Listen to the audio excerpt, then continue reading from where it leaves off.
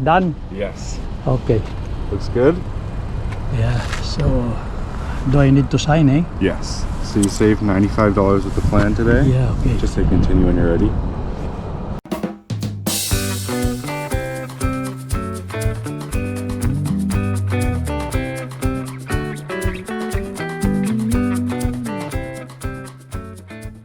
Hello po mga kasenyor. Kumusta po kayo?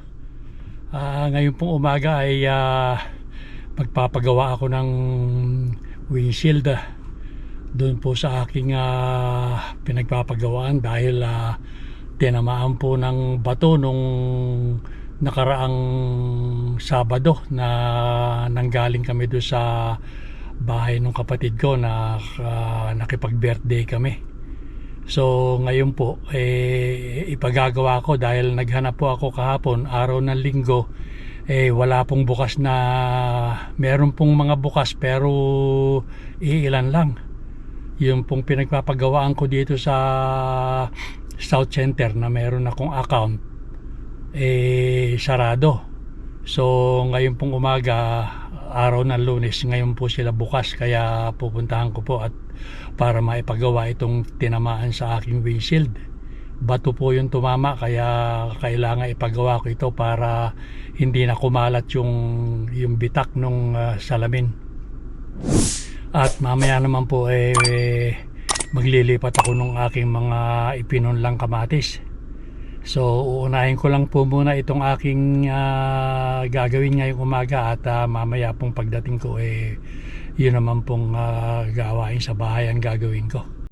O sige po mga kasenyor, at tara po, sumama na lang kayo sa akin sa pagpapagawa ko nitong aking windshield. Mabutit bukas na sila ngayon. Ayun, meron sila isang parokyano, so titingnan ko kung kailan magagawa yung sa aking windshield. Ito yung ipapagawa ko, ito. Ito yung tinamaan nung Sabado ng gabi na pauwi ako sa amin, kaming mag-anak. So ipapagawa ko na rito para hindi na kumalat yung biyak ng salamin. At subok ko na itong pagawaan nito. At hindi naman kumakalat yung kung tinamaan, hindi naman kumakalat yung biyak. So ayan mga kasenyor, dating at dating yung mga nagpapagawa. Maraming tinatamaan siguro ngayon ng bato yung mga windshield nila. Ayan, yung isang yung kararating lang noon. Tapos ito yung kararating na isa, ayan. Ito pa yung isang na sinundang ko. Tapos meron pa dun sa kabila. Kaya busy po ang mga gumagawa ngayon ng windshield. Hello. Hey. I want to get fixed this one. I'm looking for you yesterday, but you're closed, eh? Yeah, not many people are open on Sundays. Yeah. And this one too, This one's been repaired before. is it? Yeah. So that is already fixed. Yeah. So just this Just one. this I one. just get this vehicle Yeah. a month, 2-3 months ago. Okay. So this was hit by last Saturday. So Oh yeah, really? yeah. Have So- you worked with us before? Yeah, I do have a subscription. Okay. Uh, Phone number, email, license plate. email this show up. No. Okay, phone number. That is my home number. Nothing again. Yes. No. Something came up. Okay. No. This was before I had my I had a GLC 300 before. I think I made it fix and then I sold it, Is and this then the I get X3? the X3. Okay. I just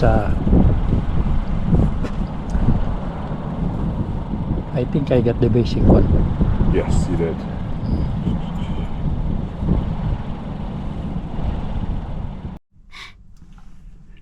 So yun nga mga kasenyor, mainam din naman yung nakabili ko ng nakakuha ko ng subscription dito sa pagawaan ng kuha na ito ng salamin. ng windshield. At malaki po ang natipid ko mula nung ako nakabili nga ng subscription dito. Dahil halos taon-taon po ay nagpapagawa ako ng windshield. Tinatamaan nga ng bato. Lalo na po pagka panahon ng winter, yung maraming batong nakakalat sa karsada. Yung po ang malakas tumama sa windshield. Tapos nagbibiyahe ng madalas sa highway, ayun nga po, tinatamaan. So mainam din po itong pagkakakuha ko ng subscription. Bumabayad nga lang ako yearly. May maipagawa man ako o wala, yearly po ang bayad ng membership. Hindi naman po kalakihan. Kung magpapa-insure po ako ng sasakyan, isasama ko sa insurance ng sasakyan itong windshield, malaki po ang magiging karagdagan sa ibinabayad ko yearly. So yun nga po ang ipinayo sa amin nung aming yung ahente sa insurance, na huwag nang isama sa insurance yung windshield dahil hindi nga naman taon-taon magpapalit ako ng windshield. Kalaki nga po ng binabayaran. So ayun nga po, bumili na lang ako ng subscription ng membership nitong pagawaan ng salamin. At awa naman ng Diyos, okay naman yung mga gawa nila. So ayan, ginagawa na niya.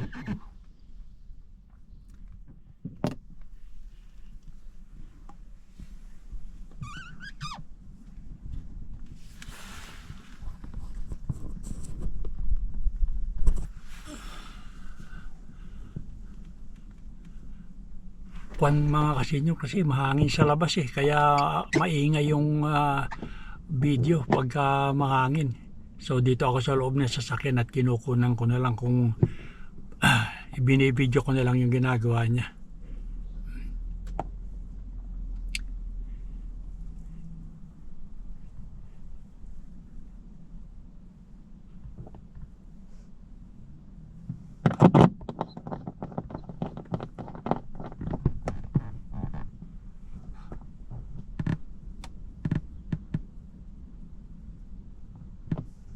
So ayan mga kasenyor, tapos maghihintay ngayon ng para matuyo yung inilagay niyang kung gulo, kung ano yun man yun. Hindi ko alam kung ano yung nilalagay nila na yan.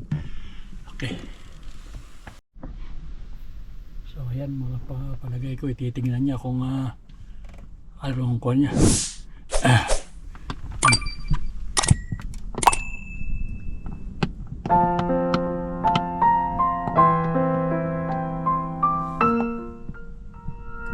Hindi pa siguro.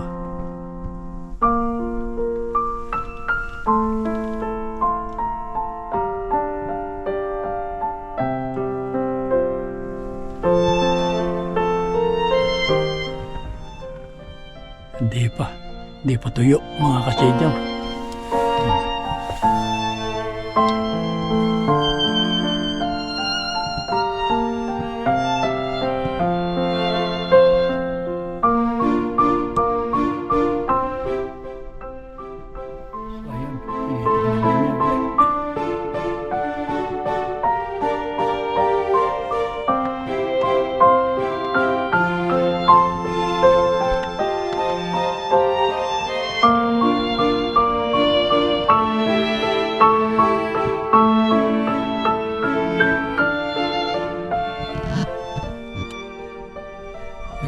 Ayos na niya.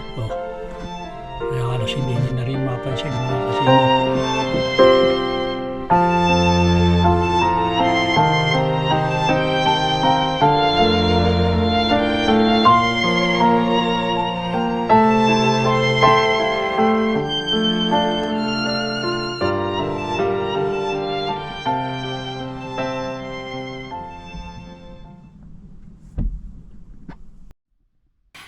Ayun mga ka-senior, tapos na yung ginagawa niya sa windshield ko. At nililinis na lang niya yung pinagawaan niya. Inabot din ng mahigit 25 minutos yung pagpapatuyo ng mga inilagay niya dun sa windshield. Ayan, dating at dating mga kasenyor, yung mga nagpapagawa.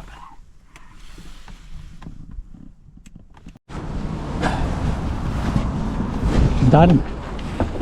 Done. Yes. Okay. Looks good? Yeah, so do I need to sign, eh? Yes. So you saved $95 with the plan today? Yeah, okay. Just say continue when you're ready. Just say continue. Okay. That's just a tip if you like. I wanna give you a tip, but I don't want that to be put in here. Is it Cash? okay? Yeah, just Yeah. cash. Skip. And then it's just your waiver. And then Just scroll through it. And just the Accept. push button. And then just your signature in the gray box and confirm your email.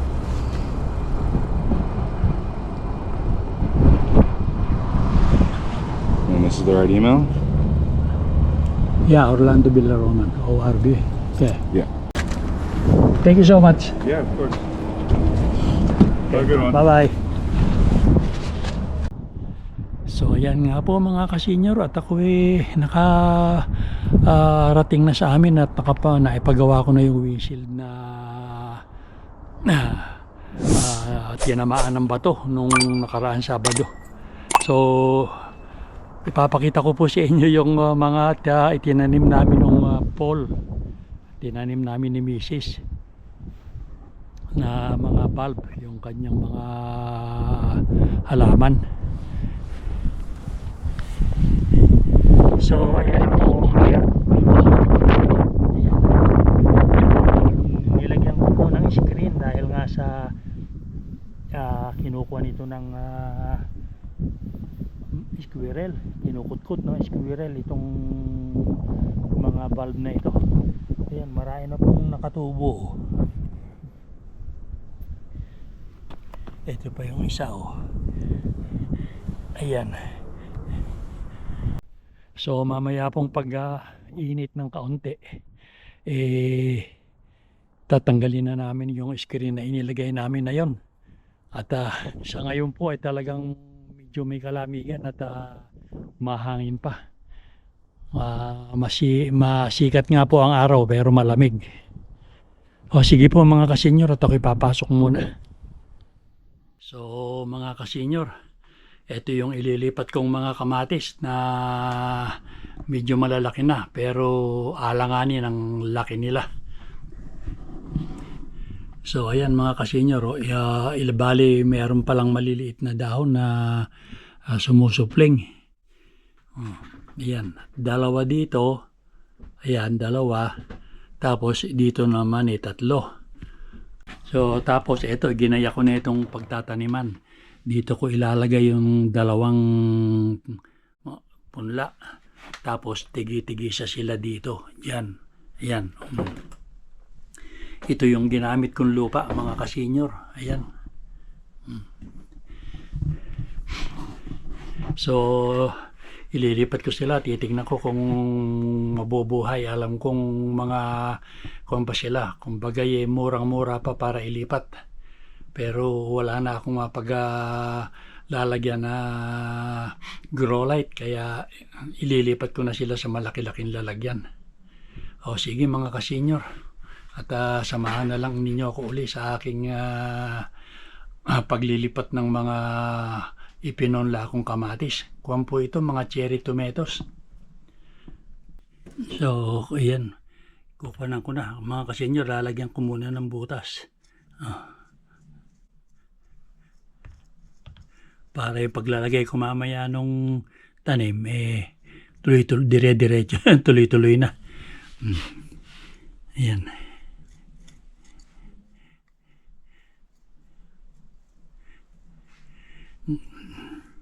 Titingnan natin kung yan mapapalaki ko dito sa loob ng bahay.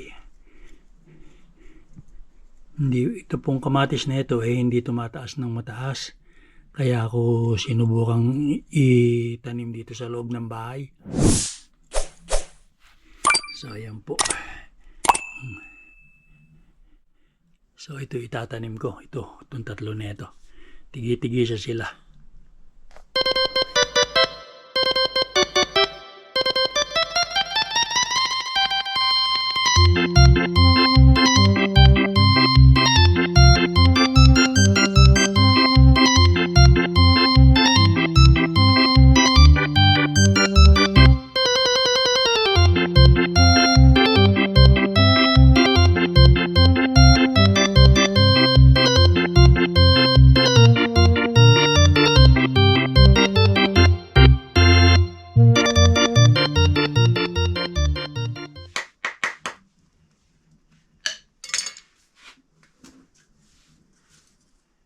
Ayan na mga kasenyor, na-transplant ko na yung 5 kamatis.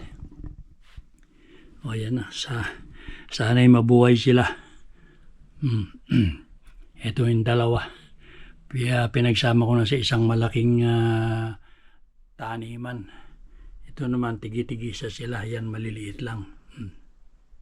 O, sige po mga kasenyor, at sana naman magsilaki itong aking eksperimentong pagtatanim ng kamatis. Ibang klase po kasing kamatis ito. Cherry tomato din po sila, pero hindi yung tumataas ng mataas.